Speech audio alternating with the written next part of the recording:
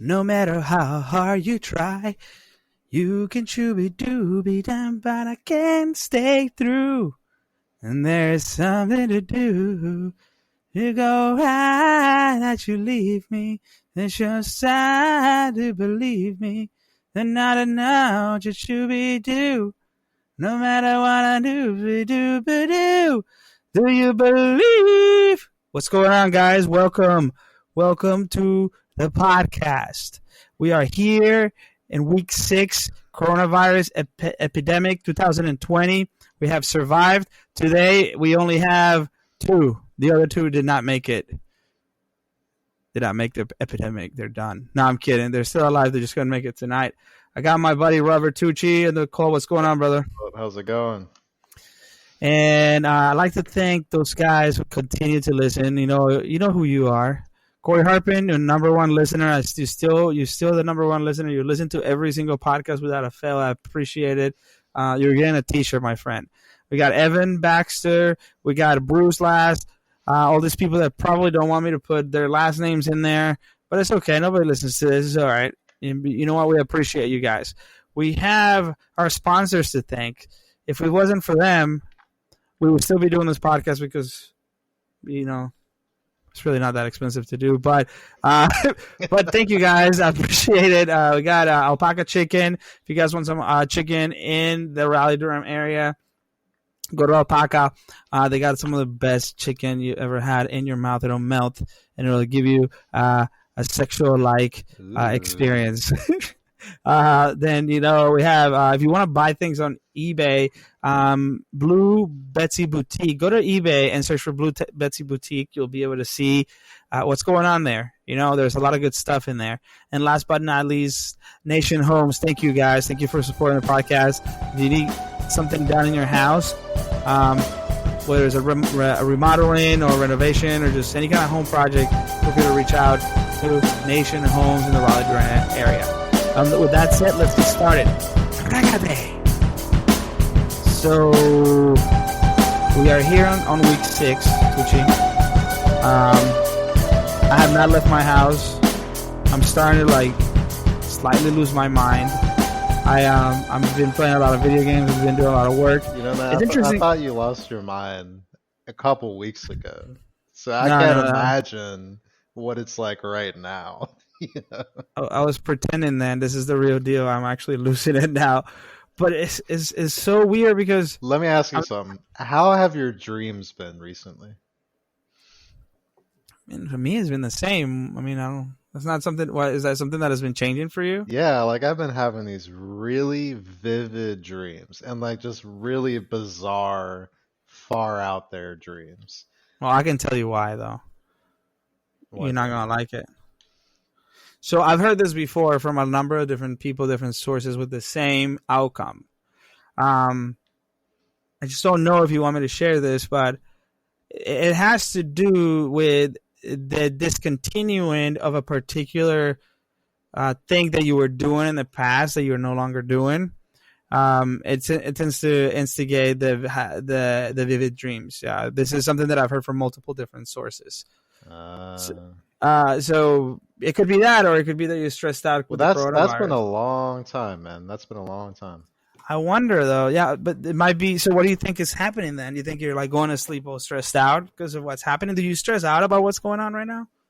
No, I don't know. It's hard. It's hard to conceptualize stress, right? Because you don't know exactly where it's coming from in any given moment. I don't think I'm stressing out about the coronavirus, but I'm definitely stressing out about being home the majority of my time, right? And not being able to go out anywhere. So I think maybe that's part of it. Maybe it's just I haven't really had a whole lot of social interaction, or at least in-person social interaction, physical touch, stuff like that. Right. I don't know, because I heard this, I don't know, I can't remember if it was on CNN or NPR or something like that, but apparently whenever someone doesn't have that physical touch of other human beings, then it just makes their brain go haywire or something. I don't know. It's fascinating, but No, see, I even heard that before that babies, if you give a baby everything they need, food, warmth, and everything, but you're not touching them, if they don't have that touch, they actually could die.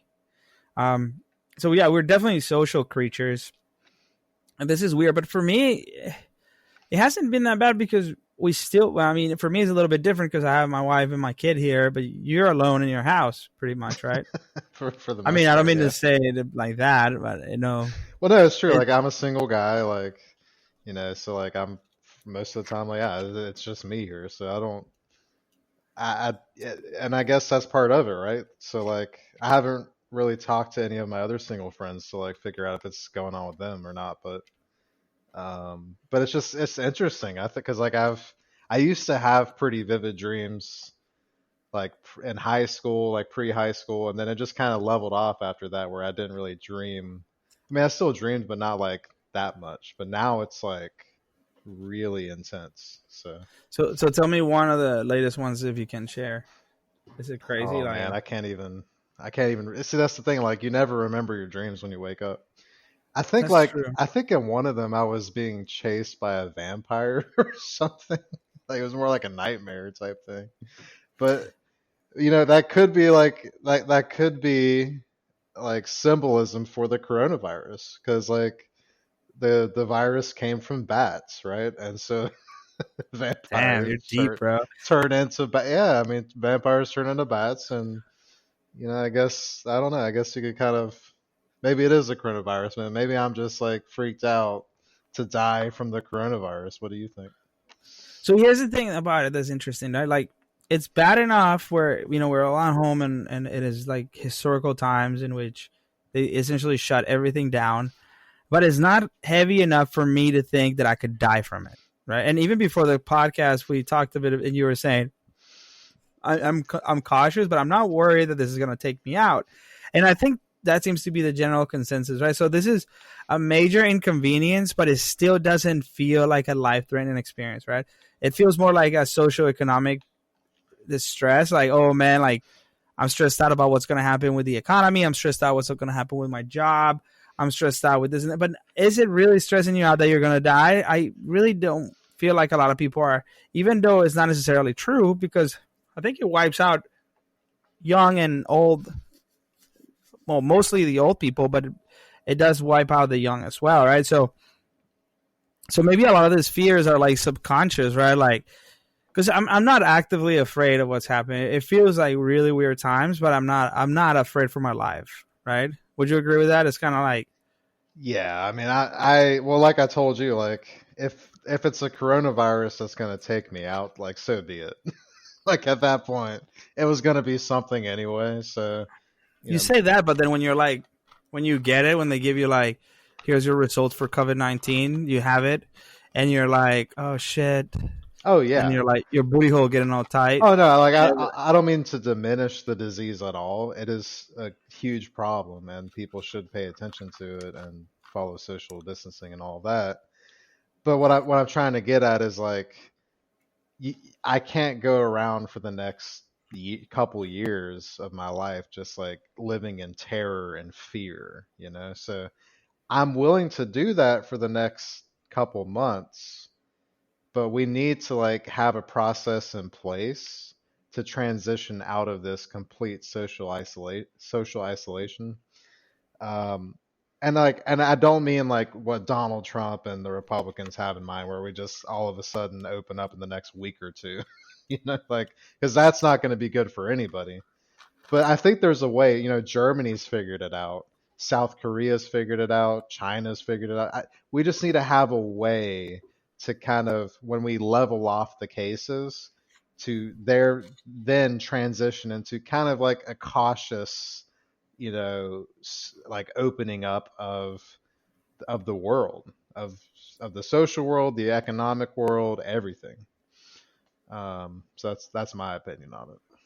so what are the Republicans saying right now? They're saying that they want to reopen soon, right?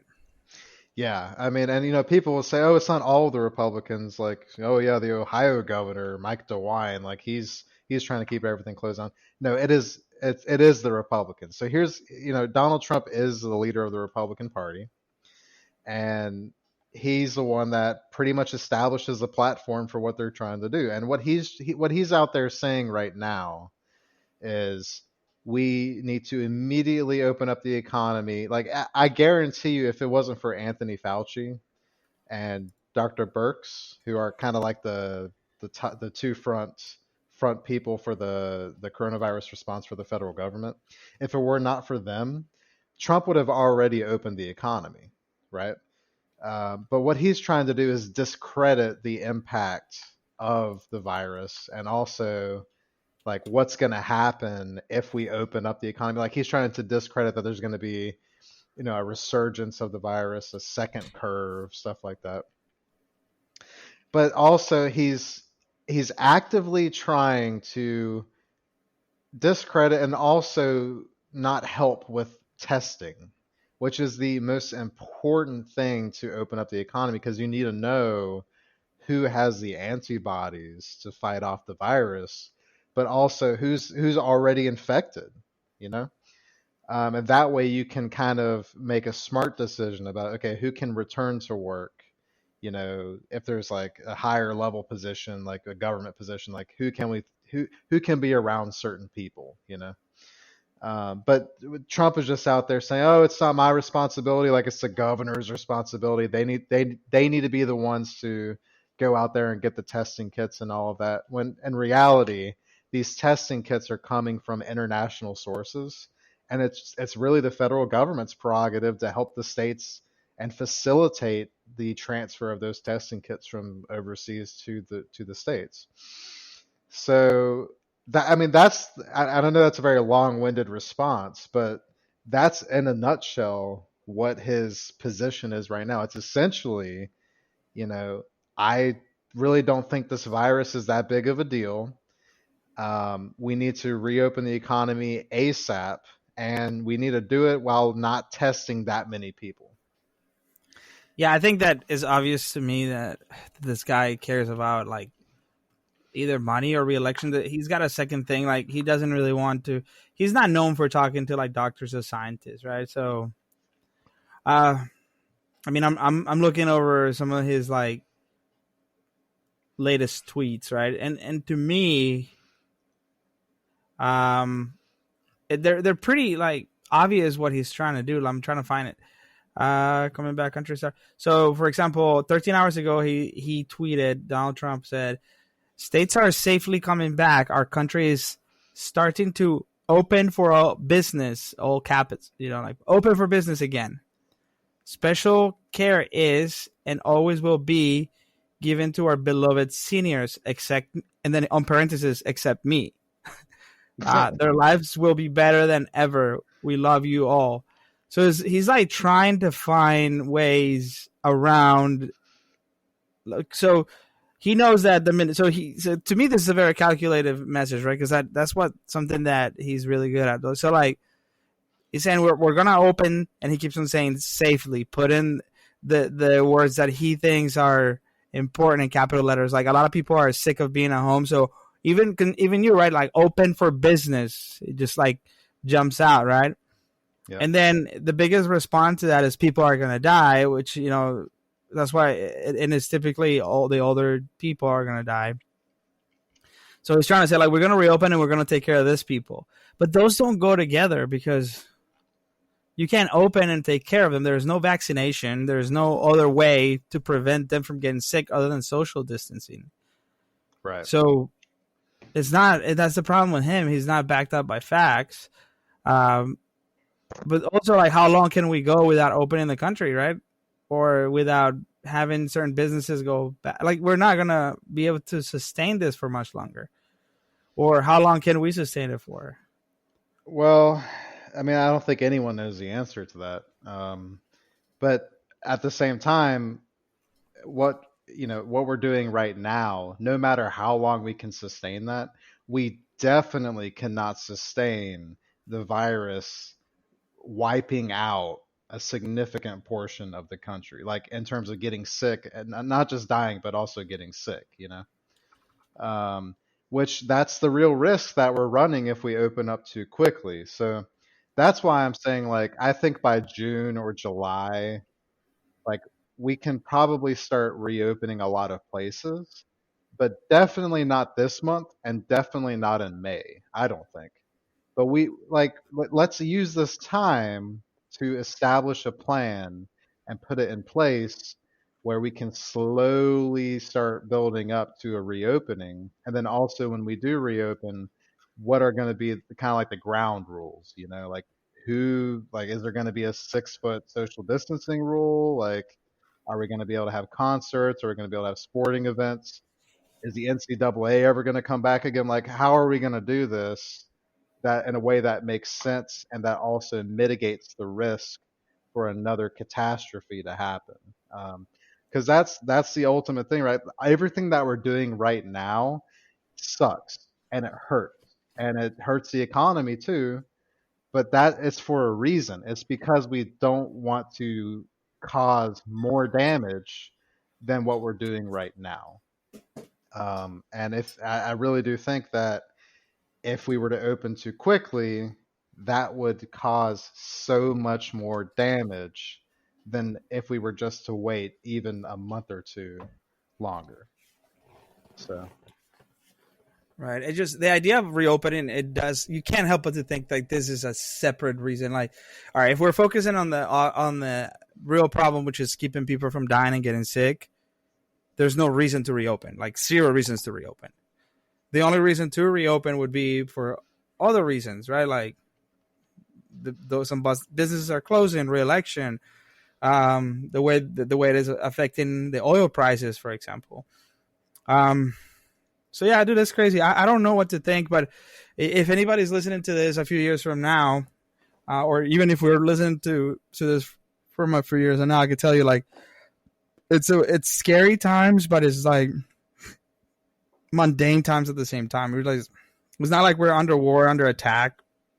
No one's starving.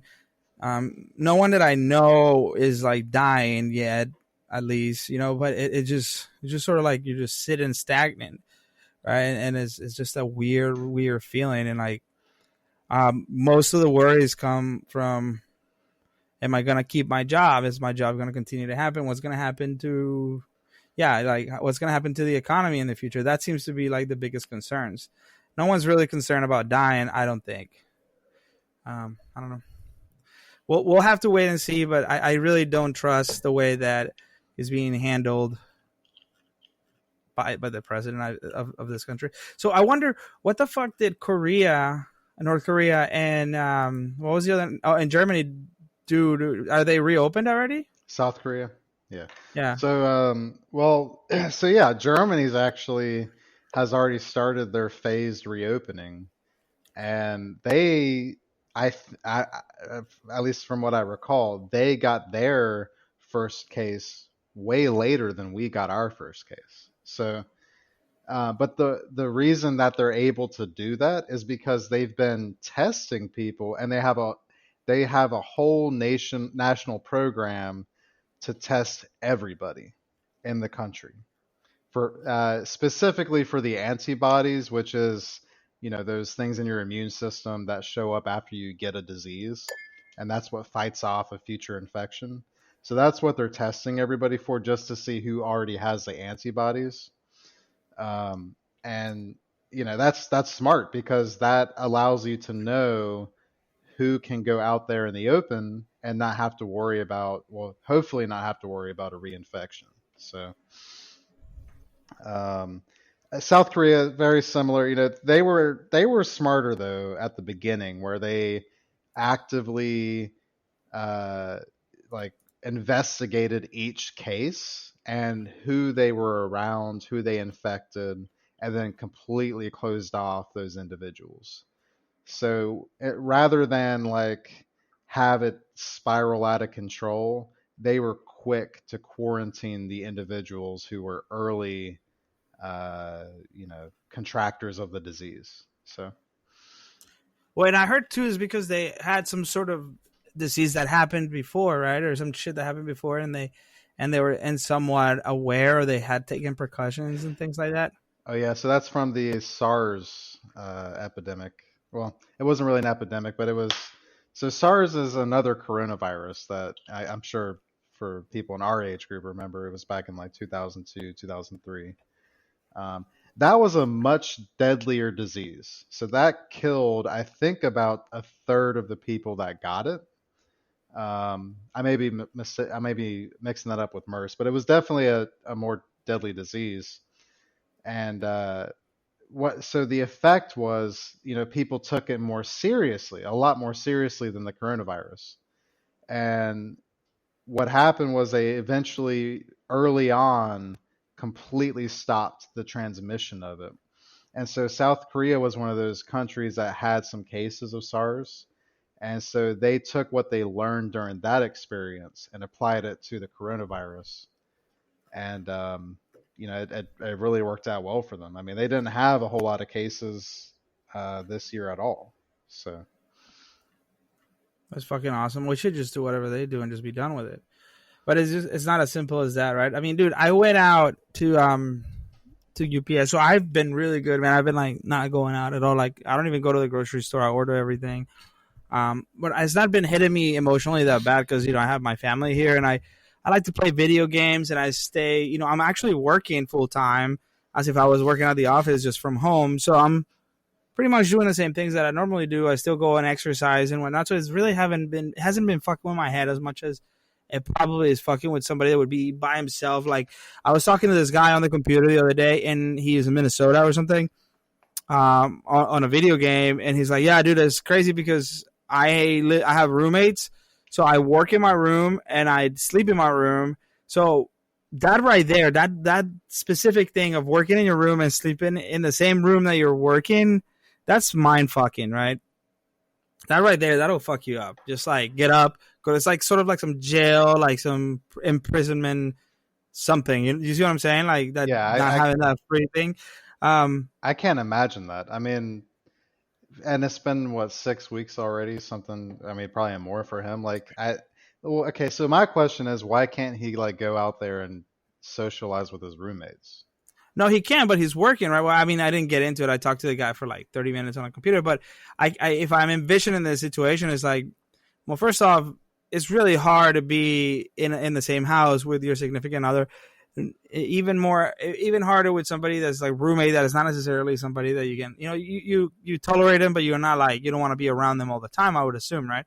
Right. Plus, you're doing your job, so you can't really be hanging out in the living room. You're sort of just, you have to be working, so you need a private space, which is your room. So you're making calls or you're doing whatever you have to do for your job. You need to be in a silence, non like social area, I assume, just in case you're on video calls or whatnot. So you have to be in the room most of the day, right? Because you're still working normal. So from like 8 a.m. to 5 p.m. you're there, and then when it comes time to relax, you might go to the kitchen and interact with them some, but how much do you or want to interact with them? And then you go back into your room, and let's say you play video games or go to sleep or whatever, you're still in the same area. That's gotta fuck with your head, dude.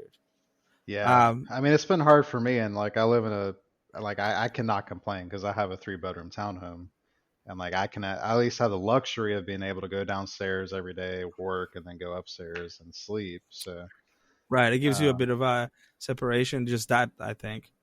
yeah, but like I tell you what I've been doing to kind of mitigate the stress and the anxiety and whatever else is like I've been working out almost every single day, and like I'm in the best shape I've been in I think my whole life right now, just because I have so much time to do it. It's and that Have you been going outside or just doing it inside the house? no, just doing it inside. I mean, I have been going out and like doing running and all that, but also meditation. So that's the other thing. So like exercise, meditation, which I think we talked about last week. Mm-hmm. So that's been important. But also like doing stuff that I've been wanting to do, but haven't really had the time to like dedicate, or just I've been too tired or stuff like that.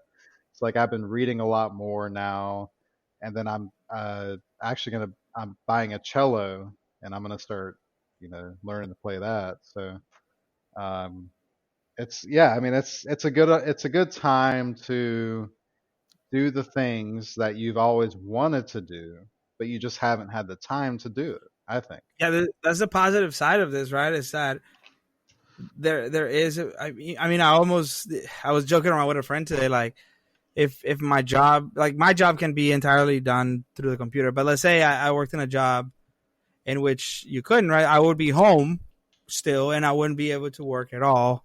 I would be probably stressed out about money, but I wouldn't. I would be fucking doing whatever I wanted to do. You know, like should I be a pro at Call of Duty by the end of this thing? You know what I'm saying? Like it'd be cool, but like yeah, there is a positive side of it. Like the amount of time that I've been able to spend with my daughter as she's a little bit over a year old is something that I would have never had the and no, not a lot of people do have the luxury of doing, right? Like we live in a time in which you like spend most of your day or at the office or outside, and then you see your daughter for a few hours at night. So right now, what I'm able to do, it is really really nice, dude. Um, so there is a positive thing to this whole coronavirus craziness and shit. Being able to spend this much time doing other things. Dude, but you need to go outside, bro. Because even if working out is key, bro. I've been working out every day too. Doing like the workout videos or whatnot. But and I also been biking, like going out and just like, I mean, not being around people, but like being in the sun and shit, you know.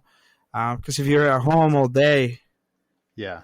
yeah, No, I wonder. I've been going out. So like, I live in a very dense neighborhood, and so like anytime during the day, there's always a lot of people out walking.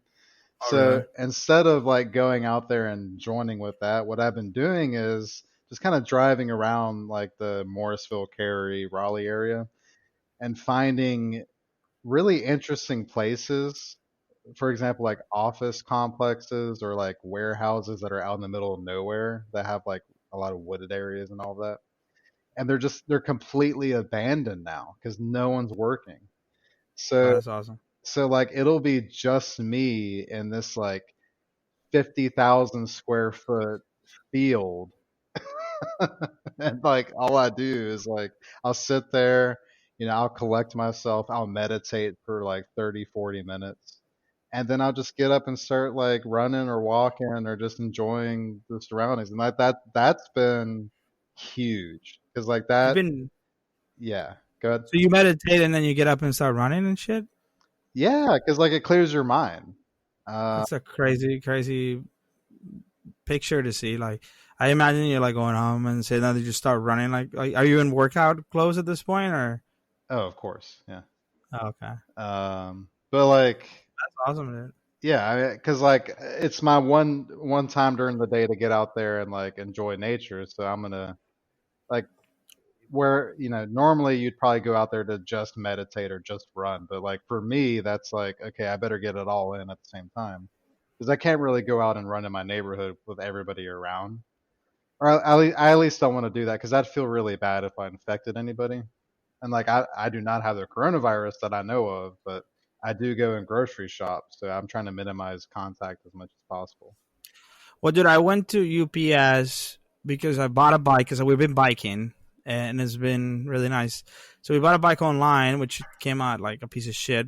Don't buy anything from CD Grounds, a piece of shit company. Send a broken bike and then they didn't want to replace it. But anyways, I had to go into the UPS store just to return the package, right?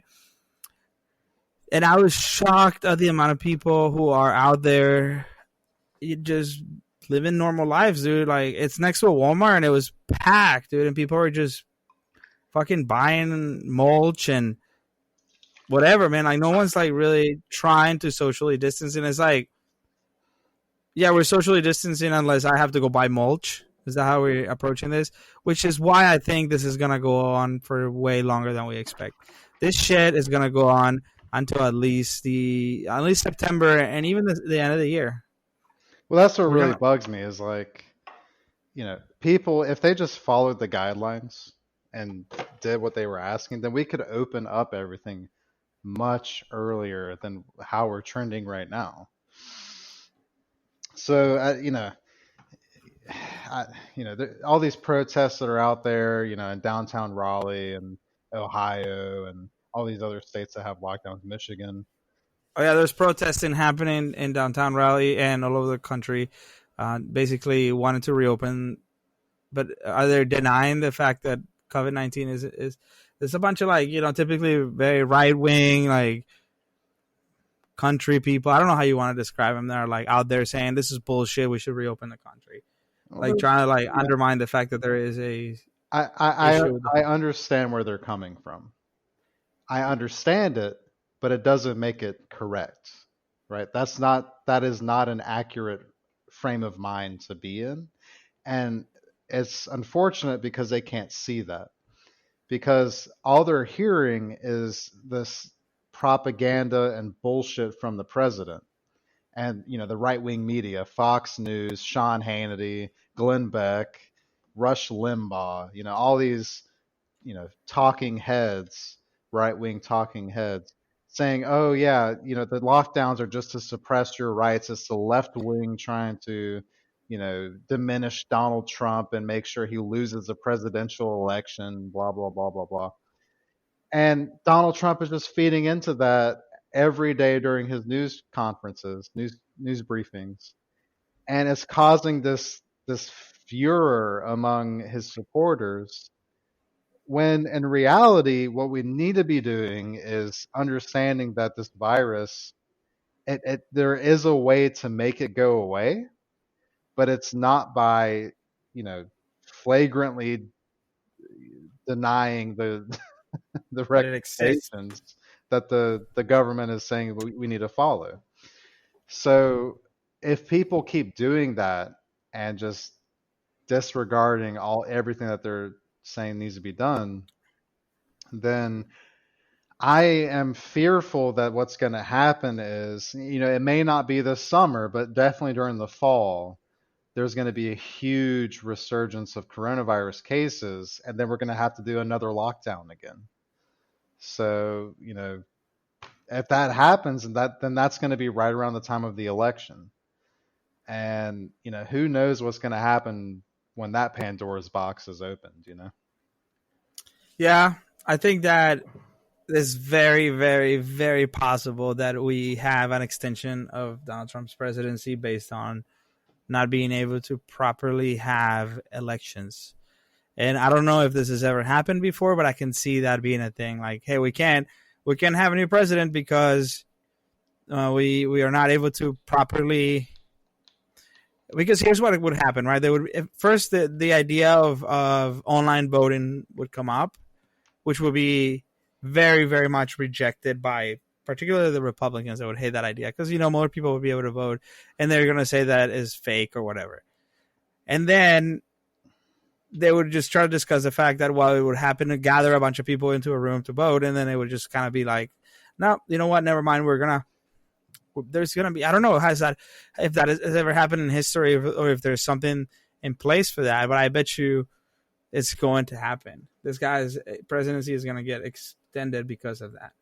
I mean, if it was going to happen to anybody, it's definitely going to be Donald Trump, Like there's not a shred of doubt in my mind that this guy is going to do everything in his power to take advantage of this situation and in order to benefit his prospects of re-election in the fall, or to completely postpone the election. So I have no doubt in my mind. And if anyone's out there and they're thinking to themselves, this guy doesn't know what he's talking about, where have you been the past 3 years? This guy, Donald Trump, is not somebody who does things to benefit other people. He exclusively and solely does things from the frame of mind to help himself, to benefit himself. He is a narcissist. He is Machiavellian. He is a wannabe dictator. And everything he does is to aid that cause. And I guarantee you, if we have a resurgence of coronavirus in the fall, he is going to come out there and say, we need to delay, postpone, cancel, whatever, the election in order to keep people safe.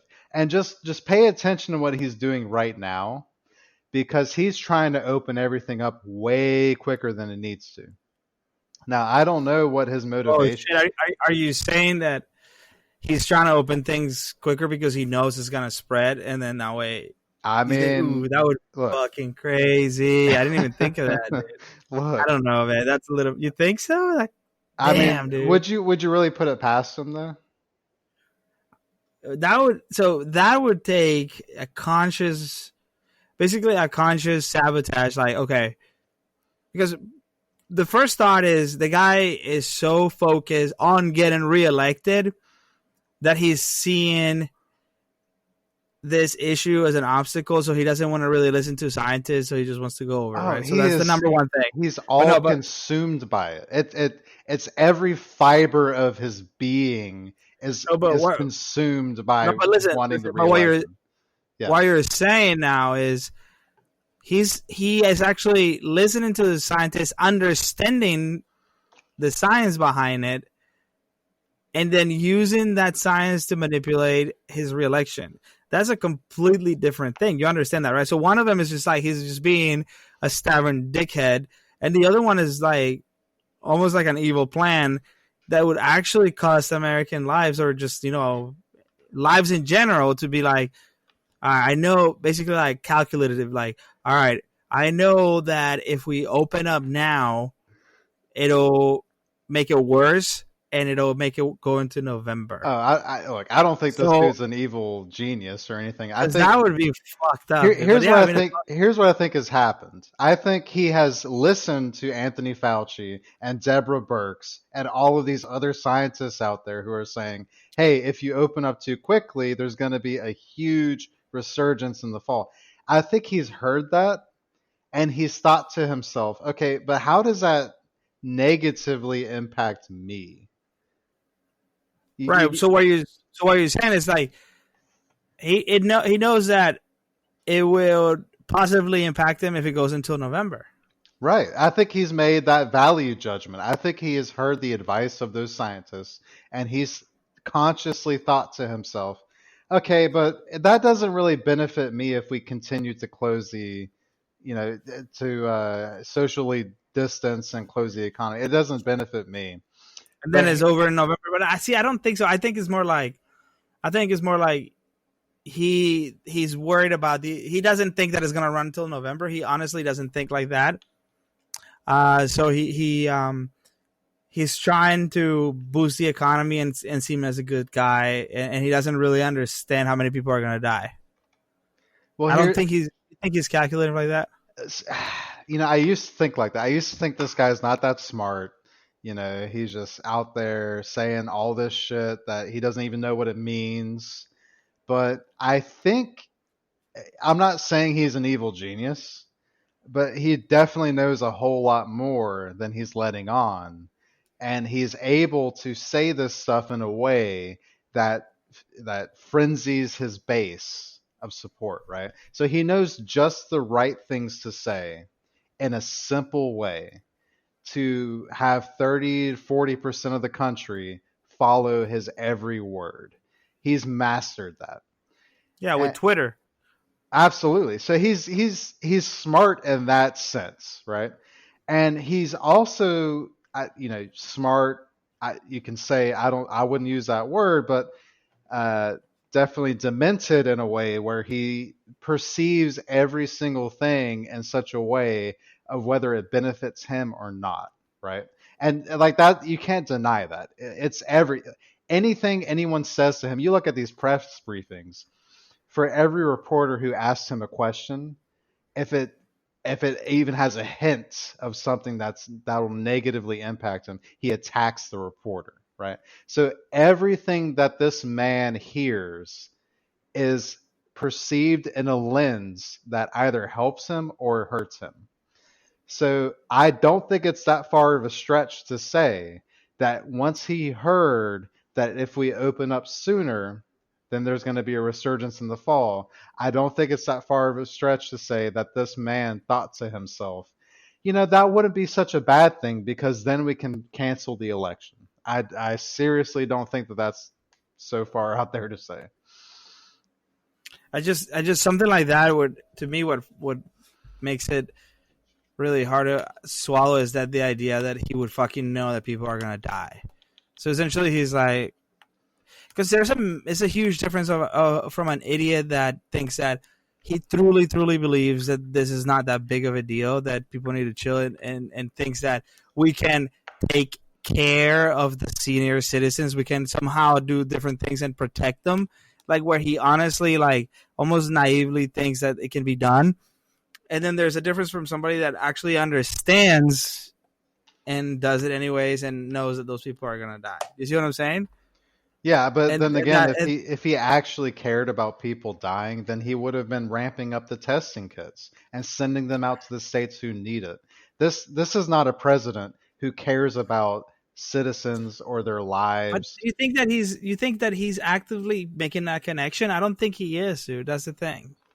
I think he sees the bad part about the testing is like there'll be a lot of cases and then we'll look bad, but he's not making a connection with the testing and being able to keep it contained and protecting it, like, which is what's wrong with the whole thing. The guy, I feel like, just the guy's just not smart enough for that. He's just too focused on one thing, which is making himself look better. He's not seeing these connections otherwise. Yeah, but But that's what I mean though, is like he doesn't care. Like that doesn't factor into his mind. And this goes for the election too. So I don't think he's thinking to himself, "Oh, more people are going to die, that benefits me," right? No, I think what he's thinking is, "Oh, there's going to be more cases in the fall, then we can just cancel the election," right? So Joe Biden won't even have a chance. That's what I think is going on in his brain. Like I don't even think deaths really factor in there, which that's a whole nother problem, right? If he's not thinking, oh, this is going to equate to more deaths, that just shows that he just doesn't care at all. Which, I mean, that's trademark sociopath. hey, but So, if they postpone the elections, I mean, he's buying himself what, maybe a couple months, a year. I mean, well, it Congress would doesn't have to mean be he's the gonna be. one. Congress would have to be the one to delay, postpone, cancel the elections. But here's the thing, like, so this has never happened before. So what happens if the president comes out via executive order and cancels the election, right? What happens then? It's not in the Constitution, right? It's Well, there not. needs to be a. It doesn't mean there's not gonna be another election, is it? Well, no one knows, right? So like if he actively comes out with an executive order, does that mean that everyone just ignores it? Because like legally that's on extremely shaky ground. He can't do that. But if he does do it, and if he tries to bring in the military to prevent people from voting, what do we do? You know? Well, I have a hard time believing the American public would accept a president, even if they love him, that is not open to elections, because that, it's very aggressively non accepted, the idea of communism and dictatorships and all that. That is like against the core of the American culture, right? Of having an absolute leader, right? Like that. But in the middle of a pandemic, Yeah, but so he'll by himself, maybe. Okay, let's say he by himself a couple of years, but eventually somebody's gonna be like, "What the fuck? Yeah, there needs to be elections, right?" I I mean, hope so. I really hope so. And I do think there's a significant minority, if not majority, of the country who would be on board with that, right? My I would think fear. Go ahead. of on board with what? With like actively opposing any attempt not to have elections. So, but my fear is he's already in power. And so I've always like, at first when he was elected, I thought to myself, okay, well, it's just going to be 4 years. Like we'll vote him out, right? But the more that I saw this man and what he did and the actions that he took throughout his presidency, the more I became convinced that he's not going to leave office willingly, right? He's not going to leave, he's not going to accept defeat. He is, and if you can seriously look at everything this man has done, everything he says on a daily basis, and his news briefings and his Twitter account, whatever, and consciously think to yourself that he's going to graciously accept defeat and a November election to Joe Biden. I don't know how you get to that conclusion, but I don't see it. I just don't see it. And I really do think he's going to do everything in his power to stay in office or to just completely disregard the results of the election. And you know what? The coronavirus makes that so much more easier for him. Well, I think that he's gonna moan and bitch, but as far as actually, so what you're saying is like he's gonna be like, hey, Joe Biden wins, Joe Biden won, right? And he's gonna be like, nope, no, I'm not stepping down. That's not gonna fly, bro. I don't care with what. I mean, I could see the whole like the elections are not being held because of the coronavirus, but what you're fearing is he's gonna get actually not elected and he's gonna refuse to leave office, right? Exactly. That's not gonna go down in this country, bro. I hope with not. anybody. I hope not, but it's never happened before, right? So I don't know how. For everyone who says it's not going to happen, what if it does happen? What and if it was going to happen, it would be with this president, right? So what if that happens? What if when January 9th rolls around and he's supposed to transition power over to Joe Biden? What if instead he goes out there and says, I'm declaring a national emergency and I am not handing over power during this time of national crisis? Who at that point steps in, right? There's no rule book for this. This has never been done before. So is it going to be the military? Are we going to have a soft coup? How are we going to handle this? And I think I'm not trying to alarm anyone. I am not an alarmist by any means. But what I am trying to do is plan ahead and get people to start thinking about how we're going to approach this situation. Because if it was going to happen at all in the history of this country, it's going to happen with this president. Yeah, I mean, that's a great fucking question. I like to think that, I mean, is there nothing written? So, like, okay, so you mean to tell me any of the fucking presidents that have gone through and this whole thing could have been like, nope, I'm not stepping down, and then there's no systems in place for them to be like, no, it's been already 4 years, you need to, and you didn't get reelected, or it's been 8 years, you got to step down. There's nothing in place for that? Absolutely not. There's nothing Zero. that says you nothing gotta get at out. all. Nothing. No laws. Nothing. Are you sure? I am 100% positive. The Constitution says that the next president takes office, during this date in January, blah blah blah blah. Right. So that's clear, right? The transition of power happens, but nothing is there to say if it doesn't happen, this is who should step in to make sure it happens, right? Nothing is there that says that. See, because my thought would be the military would be like, no, you're done, or somebody would say that, but that's crazy. I guess it assumes that the fact that someone else is stepping in, that the other person has to step out. But what you're saying is that the other person could decline stepping down, and somehow that would work. That sounds fucking nuts, dude. Yeah, I mean, so the interesting part is America never used to have a standing army, right? So before the American Revolution, obviously the Continental Congress came in, commissioned the army, and then after the American Revolution, they decommissioned it. A couple times thereafter, they recommissioned it, but for a pretty big portion of this country's history, we never had a standing army. So, let's say what does that mean, a standing army? Like an army like at old times, like we do now, like just having an army ready to go. Exactly. 100%. Okay. Yeah. So let's say George Washington all of a sudden said, you know what? I'm not going to hand power over to John Adams.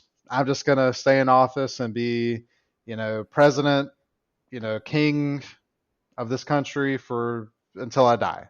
Right. Who would have stepped in to remove him from office? The people themselves at the time. Like, so another revolution. Yeah, but not to that level. I think that at that point it would have been just like, a small group of people could have taken him out without him having an army. But that's presupposing that there wouldn't be a counter to that. So here's my thing, right? Donald Trump has 30-40% of this country who are fervent supporters of his. Who, and by the way, these supporters have all of the fucking guns, right? They do. Oh snap! Yeah, you're right. Gonna fucking kill everybody. They have all of the guns. They have all of the body armor. They have all of the illegal grenades and automatic weapons. Dude, they have been preparing for this moment for how long? Decades, at least, right? So that is my fear, is people are not taking this seriously enough.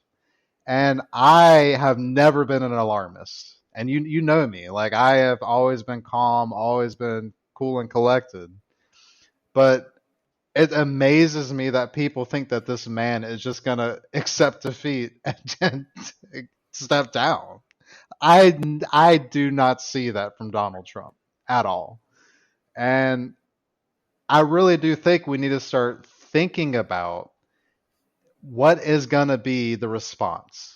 What are we going to do if this man all of a sudden comes out and says, that election, it was rigged. There was so many illegal immigrants who voted in it. We can't accept those results. I am the person that is going to save all of you. So what I like to think would happen is, so what you're saying is, like, he says that, right? And he doesn't step down. Then they make him step down, and then his 40% majority who's armed would strong arm this, and like they would actually actively do this. I mean, I would like to think that at that point there would be some sort of like police intervention, military intervention. Like, you can't just have people interfere with the government, even if it's not written. So think about it. Who is in the military? Who is in the police force? Do you think there's a bunch of left-wing people in the police force and the military? I mean, I think there's some, because it's very. I mean, I like to think now even more than ever is more diverse, and there are some left-leaning people in those fields. I think that would not be okay with something like that. There's definitely some. But I do not think it's a majority, my friend. I don't think it's close. And the biggest police union endorsed Donald Trump for election in 2016. He has way more support from police unions and police officers than any presidential candidate in history, right? And that a lot of that's because of his opposition to the Black Lives Matter movement and all these racist policies, and et cetera, et cetera. But and then specifically to the military, look at what he's done for these for example, the Navy SEAL officer who is accused of war crimes and of cutting this war prisoner's head off during a time of war, and had an active court martial where they convicted him, right? What did he do? He forced the Navy to reinstate the officer. So he's actively out there shirking all of these military laws to protect these officers, these military people who are breaking the law. And he's essentially saying, don't worry, I have your back if you have mine, right? That's the implicit arrangement there. So I have every respect for our military service members. But I also know that there is a lot of right-wing sentiment in the military. And I'm afraid that if the country were to come to a point like it did in the Civil War, where people have to choose sides, I'm not very confident that would result in a majority of the military coming over to the Democrats' side. I just don't see that. So here's the message for the Democrats right now. We all need to come together and buy guns. Right after this podcast, go to the store, your local Kmart, buy guns. Buy guns, motherfuckers. Buy guns just in case. There's way too many Republicans with guns. Hide them, do whatever you need to do with them. But we need more guns. Right, Tucci? That's the message for the children? Look, for nearly my whole life, I've always been against guns. Are you serious? You're gonna buy a gun? Oh yeah.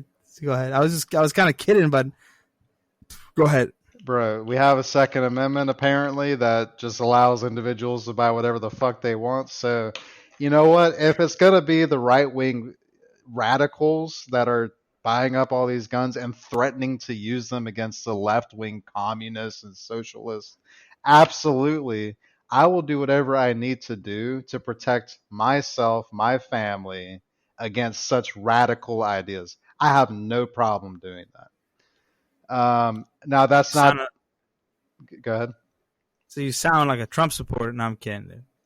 No, I am responding to what they're saying. I mean, that's the. If you go on, if you go on some of these right wing Reddit sites and all, it's just, oh man, it is just mind boggling. The rhetoric, the conspiracy theories that you see, it's so far removed from reality that you can never get back to reality.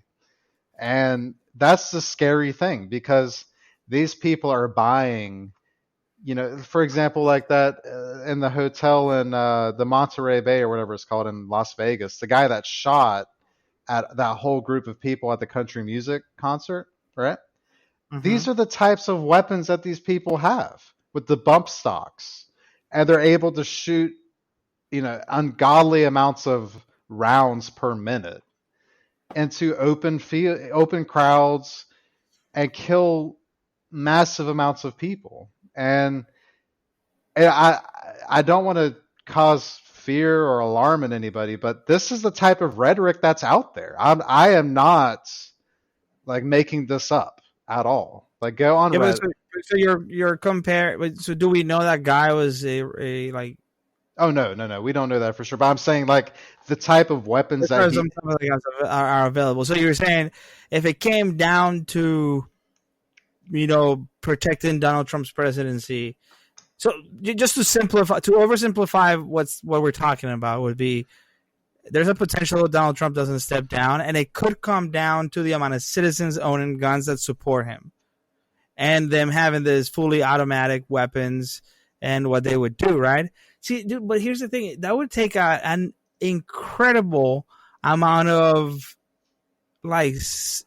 being able to synchronize yourself with what's happening and acting and just not giving a fuck about. Like, think about it. Even if I'm like a super Republican person, I'm at home and I got 15, 20 guns, and I see Donald Trump is appointed himself. I'm trying to see the scenario happening, right? So I'm at home. I love Donald Trump, and I got tons of guns, right? Yeah. And I'm looking on TV, and he fucking appointed himself president forever, and I like it. I'm really digging that. At what point do I see that this is a threat, and do I grab my guns and start going? Like, how do you get together with the where did this, how could they do that? Like, how are they going to be oh, let's get together and let's go over there and knock him and protect him? How does that even fucking going to work? Don't get me wrong. I'm not saying the vast majority of his supporters are going to go out in the streets, right? What I am saying, though, is there are all of these right-wing militias that have been already organized, like they're ready for this shit. Exactly. Yeah. And guys, go on the internet, just type in right wing militia, and you will see it'll blow your minds just how many of them there are.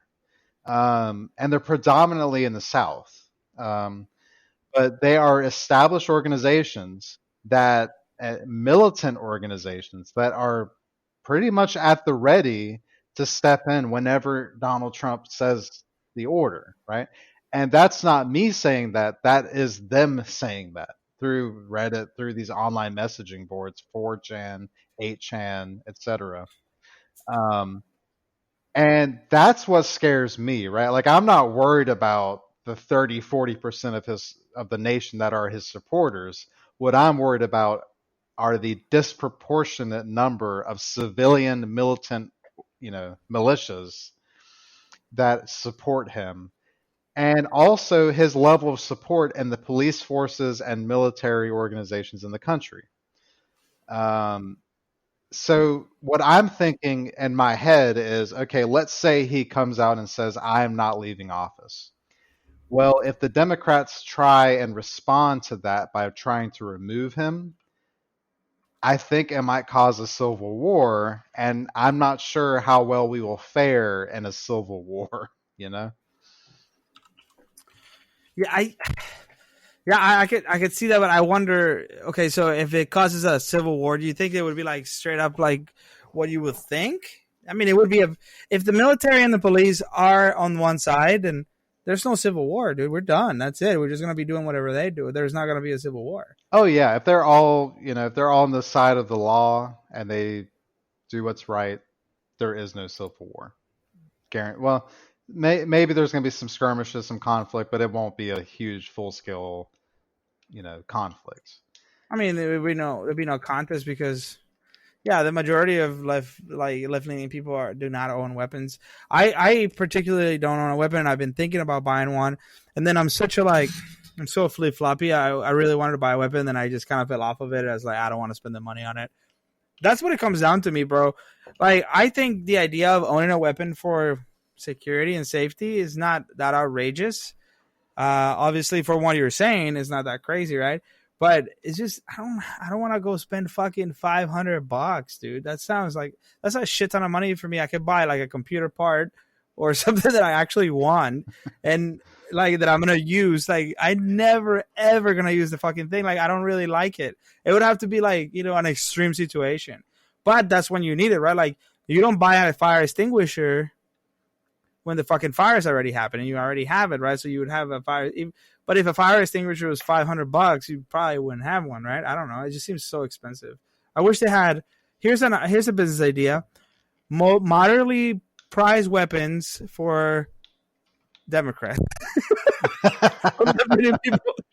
Moderately priced weapons of low quality for left-leaning individuals. Yeah, trust me, the gun shops don't need us anymore. Like they're having plenty of business right now as it is. So, well, I said this like in multiple podcasts, but I wouldn't buy a shotgun when this all happened because I didn't feel what you felt, but I felt the fear of people without a job, and that's scary.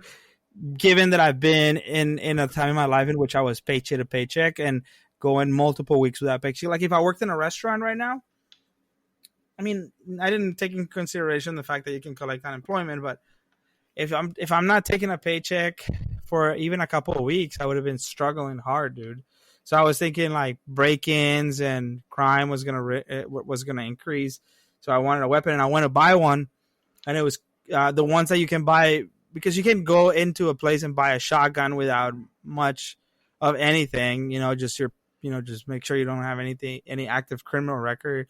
So you can literally go and buy a shotgun in like a matter of minutes, like with the proper document. And they were out of those completely. No shotguns available because a lot of people in my situation felt the same way. So a lot of people that did not have guns on the left have shotguns right now. I can tell you that because it was not just me that was thinking that way. People that would never ever consider buying weapons have bought weapons. So that's another thing to consider, Tucci. Like you can say, "Oh yeah, I don't think that the side of the country is armed." Well, it might be armed now. After this, but still, like they have we don't know how to use them. Yeah, they have decades long head start. Okay. Yeah. So it's and that's one of the things on the left where we've been very active in opposing individual right to bear arms, right? And I think correctly based off the history of the Second Amendment. Like personally, I think that is a correct way to not only interpret the Second Amendment, but also how our founders interpreted the Second Amendment. But regardless, what that's left us with is basically the left wing people without a lot of guns. So Wait, go back. So you're saying the Second Amendment is being interpreted correctly right now or incorrectly right now? I think it's personally, this is my opinion. It's not the law of the land, but I think it's been interpreted incorrectly by the Supreme Court. In what way? In which the individual should not be owning weapons? Yeah. So in the Heller decision, which I think this was decided back in 2005. So this was the Supreme Court decision that essentially held that individuals have a right, an individual right to bear arms, right? And that's what's so controversial, is because the Second Amendment says absolutely nothing except for the right of the people to bear arms shall not be infringed, right? To keep and bear arms shall not be infringed. But before that, it says a well-regulated militia being necessary to blah, blah, blah, blah, blah. So like it's the militia part that's important, because a militia back in 1785 or whatever was not an individual person. It was an aggregate of people to defend the state, right? So how you can interpret the Second Amendment to guarantee an individual, a single person's right to constantly bear arms and own guns, that's a stretch. That is a huge stretch, and that was never how it was interpreted prior to the Heller decision. So this is a recent development. So here's one thing that would be so let's say that they interpreted the way you did, it would be just as bad, because all you would have to do is fabricate a quote unquote militia, right? So, and then you become a member of it, and then you purchase the guns. So now, are you not only purchasing guns, but you're actually helping them come together with the guns? You see what I'm saying? Okay, but that's presupposing that's the standard, right? So obviously, the Supreme Court would have to determine what the standard is, right? For a militia. For a militia, right? And I don't think it'd be that easy, but again, it just depends on how it all turns out. You could be right, where it's like, okay, I have a militia, give me a gun. I just have a hard time, thinking that that's how it's going to turn out. But regardless, militias it turned out the other way. It turned out that it was actually allowed to the individual, which is not what you think it was intended, but it's just your personal opinion. So go on. I'm sorry. No, you're fine. I mean, regardless, militias back in the day were essentially police forces. Okay. So we have our militias, our present day militias. They're called 911, the freaking PD department. And I think that's how we should interpret the Second Amendment. Again, there's a lot of people who disagree with me, but as it stands right now, the left wing does not have a whole lot of guns compared to the right wing. And that's something I think we should be concerned about if we ever get to a point where that matters. And I hope it doesn't. I really hope it doesn't. But especially with this presidency and Donald Trump, it's something that we have to consider, have to think about, have to plan for, in order for us to be better prepared for that outcome, right? And the reason I say that is because no one thought Hitler was going to come to power in Germany. No one did. He was arrested back in the early 1920s, and then they just thought this guy was crazy, right? Because he wrote Mein Kampf and whatever. But then he came to power in the 1930s, and Germany was completely transformed, and he he insidiously came to power. It was in such a way that was underhanded and hidden, and no one saw it coming until it was too late.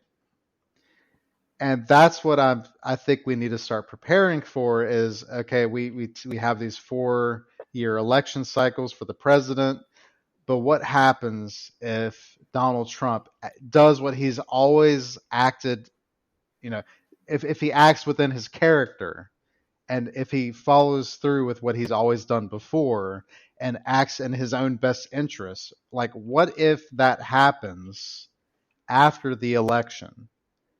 What do we do then? That's all I'm saying. That's all we need to prepare for, And what would you suggest would be a good preparedness to it? Have a contingency for him to throw a tantrum, which you can implement right now. So there's nothing, unless, you're like, trying to set up a militia. Oh, no. In which you could start right here, a smart, stupid stuff. We're setting up militia. I'm all for it. No, I am not. I am not advocating for armed conflict. Why, man? Let me just put that out there. But what I am advocating for, right now, Democrats have the House of Representatives. We need to enact a law that sets out the procedure for removing an unwilling occupant of the White House who has duly lost an election, right? We need to have that procedure in place, whether it be through the military, the Secret Service, I don't know, but we need to ensure that that is on the books, that it's a law, and that whatever happens, people know what is supposed to happen next, right? And then there's other things we can do as well, such as in the state governments. Democrats have a lot of governorships. They have a lot of state legislatures. They have a lot of power to determine what goes on at the federal level. So I don't know what those laws could look like, but we need to start thinking about what we can do to ensure that any impact that has is mitigated, and that we can nip it in the bud as soon as it does happen. I don't see that being a thing, Tucci, and here's the number one thing, is because this is, in a way, a very far-fetched, or it seems like right now, a very far-fetched thing. I don't have any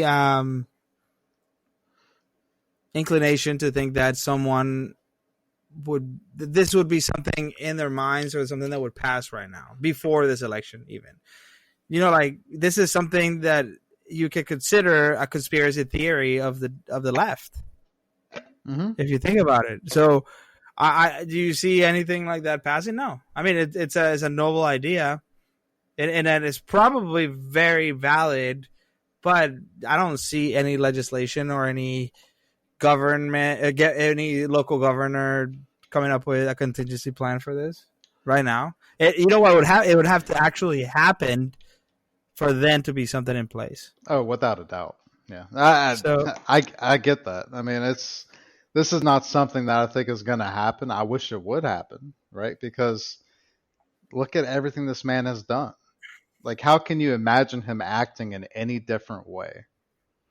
Yeah, this is a guy that has made a fortune and a career of bending the rules. Honestly, I mean, he's known, or like manipulating the rules. Like he was a real estate guru in New York, but he was also known for not paying his vendors and filing bankruptcy to make money and shit like that. So I would not put him past him at all for him to come up with some sort of rule like, oh, it doesn't say here I have to step out, so I'm stepping in, and then having enough of a following in the military and police to actually allow him to stay. I honestly don't see him. I honestly see that happening, but I would wonder how I feel like even the Republicans and the right-wing individuals would be very against something like that, in which we wouldn't really have to worry about militias at that point. You think so? I think that he would try to do it. I think that it would be a shitty thing to do, and it would be, and if anything, it would get some sort of law in place. But I think too many people love the idea of America in the Constitution and things like that, for them to, that would be too much of a fall, like too much of a Russia, too much of a dictatorship for them to be able to fall behind. I mean, some extreme groups I admire your optimism, but I think it's misplaced because look at everything that this man has done and his supporters have allowed to happen. Look at the impeachment, right? Where Mitt Romney was the sole Republican to come out and vote to convict Donald Trump when the evidence could not have been clearer, right? But that's different because those are people who are interested in the Republican Party staying in control of the government right now. Those are professional politicians that are making calculative decisions. No, the calculative decision could have been, okay, let's remove Donald Trump from office, and then the vice president would have stepped in to be the president, which is Mike Pence, a Republican. But they're looking at their supporters and how much of a following he has and how powerful his message is, and they're looking at a lot of different things. So they're I don't think they like him, dude. I think that most of the Republicans don't actually fucking like him, and they don't like how volatile he is and how inconsistent he is. They just put up with him as a strategic thing, right? I don't think their breaking point is when he refuses to leave office after Joe Biden wins. You think? No, I think that the majority of actual people, humans that are living in the United States, who are they would follow him to the death is a small percentage. There's a whole lot of people that vote for him, but they would be turned off by the idea of him being a dictator. Yeah, but there's a whole lot of people. But my question to you is: let's say that he refuses to leave office. From those Republicans that you just said that would care that for the country, that they wouldn't see that as like the right thing to do. Do you think that they would be they would have the power to effectuate change in that effect rather than his hardcore supporters who have all the guns, who have all of these ammunitions that are going to be out there like intimidating people? Well, I wonder what actual number of people that are that fucking crazy. What is that number? Because I think there's like moderate Trump supporters and the extreme Trump supporters. And what you're referring to is what I would consider an extreme Trump supporter. There's nothing he can say that is wrong, right? They're like true believers. Like the guy can be caught saying a gazillion lies, and they like him. Look, and candidly, I don't have the numbers, right? I don't have. I know, but I'm just saying, hypothetically speaking, I like to think that's a small percentage. And I would too. I would love to think it's a small percentage. The problem is, history repeats itself, and in Nazi Germany, it was not a small percentage of people because you had these paramilitary right-wing groups that became the SS, right? Who went through and essentially forced in the Nazi propaganda, the Nazi way of life. I can see that happening in not just America, but any country. Any country.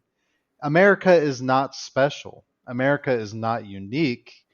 We have a diverse set of beliefs in this country, and everyone, there is a significant portion of the country who has extreme right-wing beliefs. There's also a significant portion of the country who has extreme left-wing beliefs, right? And I can see that happening in this country, and it's happened throughout history. And I think people who say it can't happen here just need to be honest with themselves, right? It's not that it can't happen here. It's that can we prevent it from happening here, right? We cannot be complacent. And if we are complacent, then we are going to allow it to happen here. So let's take the example of history and make sure that it does not happen. That's all I'm saying. That is it. Yeah, but again, it goes back to the fact that it's going to be considered sort of a conspiracy theory right now because it's so outlandish and outrageous. But probably it would happen, but it's not something that is going to be openly discussed. Like, let's talk about what is going to happen when Donald Trump tries not to get out of his office, right? Which is, I guess the other thing to think about that I was thinking is what would be the international, what would the international community, like what would they do if this happened, right? Would they just simply let this happen? I mean, what would they do? Like what? Like would there be any interference at that point? Like to help? no, who would interfere? Absolutely not. Are you kidding me? So I'm thinking like the Mexicans would. Just I don't know. I'm just like making that up. okay, for one, we have the fiercest military in the world.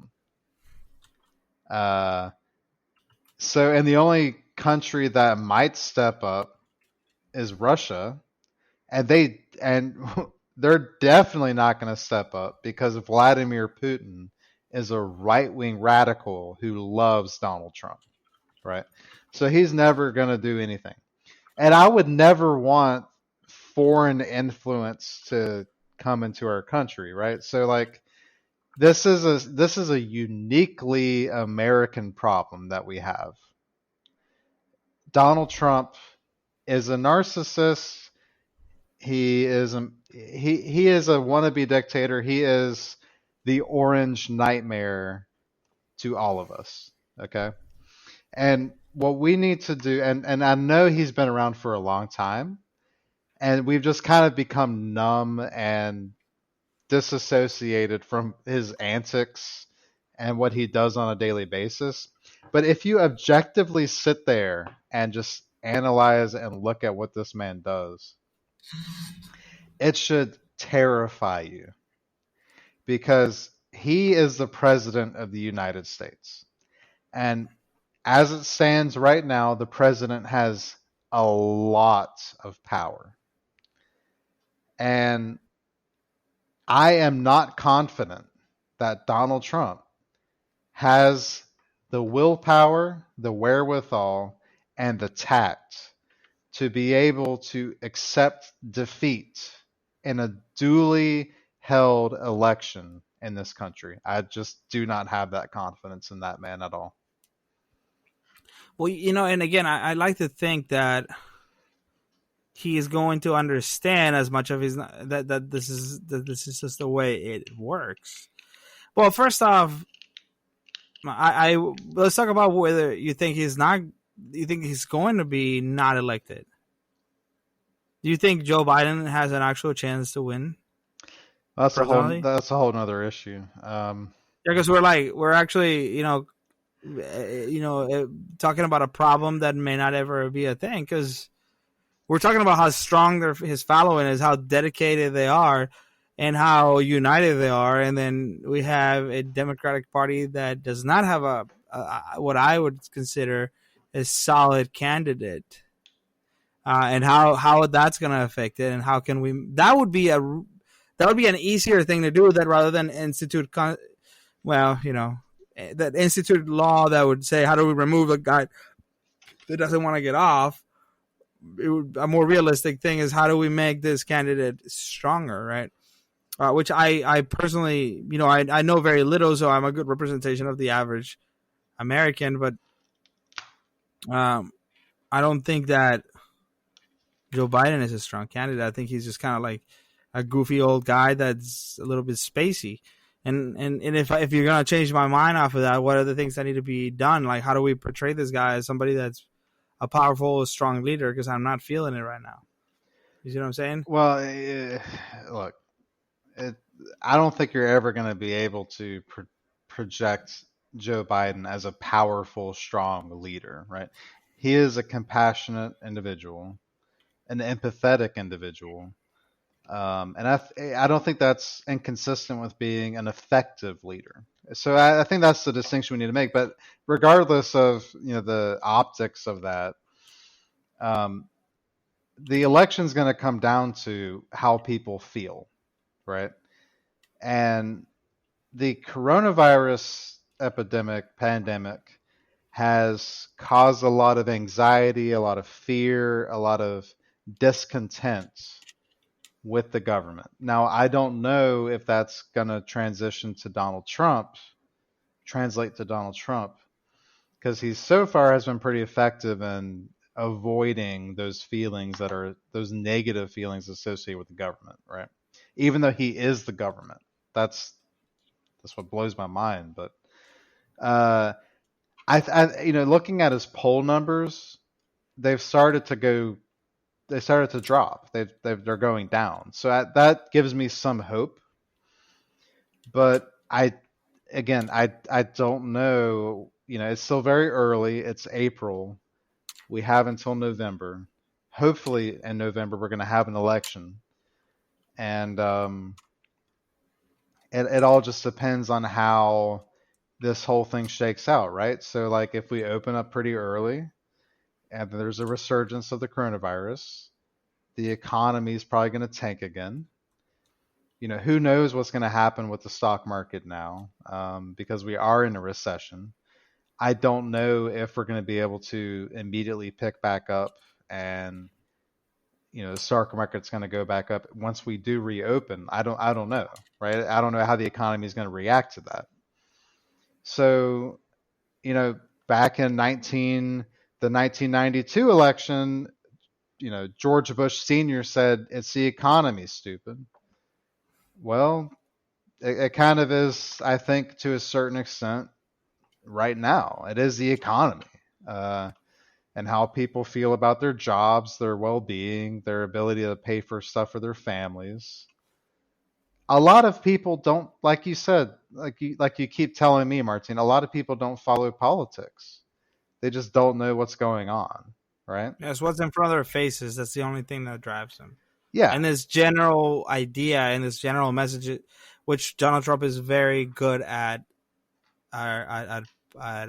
portraying, like being able to get a strong message of confidence and appeal to people's insecurities and shit like that. And that's what really, regardless of how he's fucking you in the ass, it doesn't matter. Like, this is a guy that's worried about those Mexicans that are coming over here and taking our jobs, and that's what appeals to them. And whether it actually affects them or not, they're going to be motivated by that. And that's where, like, I don't feel Biden is anywhere. I don't even know I'm honestly, bro, I don't think I've ever heard Biden say one single word, to be honest with you. I haven't heard him. Mm-hmm. Well, he's out there. He's definitely out there. Yeah. Yeah. I mean, and this would change. And I like, I am a huge, I don't want Donald Trump to be reelected. I think is foolish. I think the guy obviously only wants what's best for himself. And I need to come up with a strategy to be better at portraying Biden and whatnot. I get over it or whatever, but I don't even know what that is. Like how do you support a guy that the only thing that seems to be going for him is the fact that he was the vice president when Obama was president. Look, I'm not saying support him, but what I am going to say is give him a chance. And the way you do that is go to his website, joebiden.com. Donate $200. Just kidding.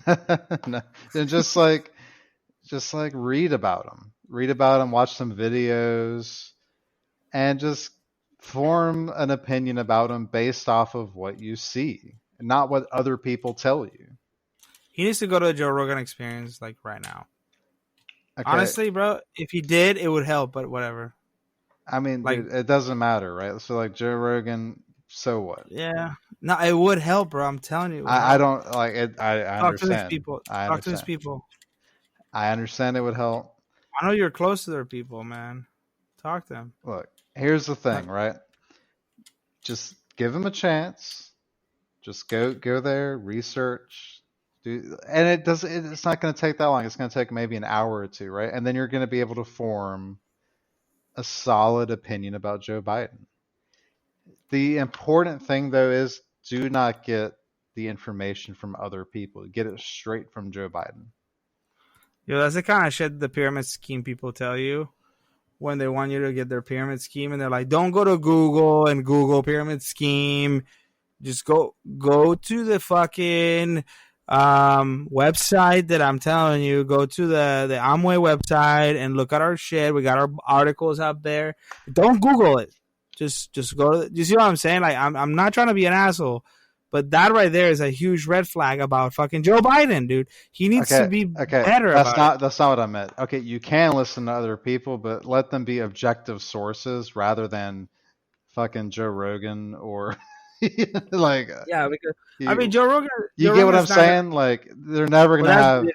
I mean, just this is what he needs to do right now to win the presidency. He needs to be out there and talk to like the more, like popular sources, and then he should absolutely 100% try to go to Joe. Dude, you know who's been in Joe Rogan? That fucking senator with the patch, the Navy SEAL guy. He's been there. He's not a senator. He's a congressman. Whatever the fuck he is, a congressman. Yeah. I mean, I'm telling you, like Joe Rogan is just like fucking interviewer, and he's pretty objective when he's interviewing. You need to give him more of a chance, but that's a better venue for him. And I'm not saying just Joe Rogan. I'm saying like he needs to somehow get more with the masses, dude. He's a little bit I don't know. I feel like all I know about him is the fact that, like, dude, I know what Andrew Yang had to say. I love these people what they have to say. I have no idea what he's like even pushing for. What is his big thing? I don't even know what his big thing is. I'm just saying, I'm not criticizing it. I'm just saying we need to find out and promote it. The big thing is getting the country back to normal again. Like that's it. That's getting that is the whole fucking thing, right? And I understand, right? Not everybody, vast majority of people probably don't follow politics. They don't know what's going on, and that's fine. That's okay. But what has been happening over the past 4 years is startling, and it is terrifying, and it's hard to really to tell you in a short amount of time because there's just so much that's happened, and it's so bad for this country. And what we need to do is just elect this guy, Joe Biden, to get things back to fucking normal again. That way we can try and undo the damage that's been done by Donald Trump. That's all we can do. Well, that's your opinion, and that's what you could do. And it has been an hour and 30 minutes, Suchi, so we should finish it up. I think that was a good finishing statement for you. Are you okay with that one, or do you want to do another one? No, that's good, man. Let's do it. What I want to say is, buy guns and fuck everything else. No, I think I'm just kidding. I don't have any like really. We talked about a lot today. I think it was very informational. It wasn't as funny as we normally are, but I really like what we did. I think it's necessary. And I've been thinking about doing a separate podcast just specifically for this kinds of topics, and just stay tuned for more of that. Just maybe not a podcast, but maybe episodes that are entirely focused on the current events as we get closer to the election. The main purpose of this episode would be to inform, not try to keep him as objective as possible. But the elections are going to be a weird thing if they actually happen, right? And we want to try to figure out the best way that we can help the American people, because that's what I do. That an election podcast, exactly. All right, dude, you done? I'll see you guys later, and bye. See ya.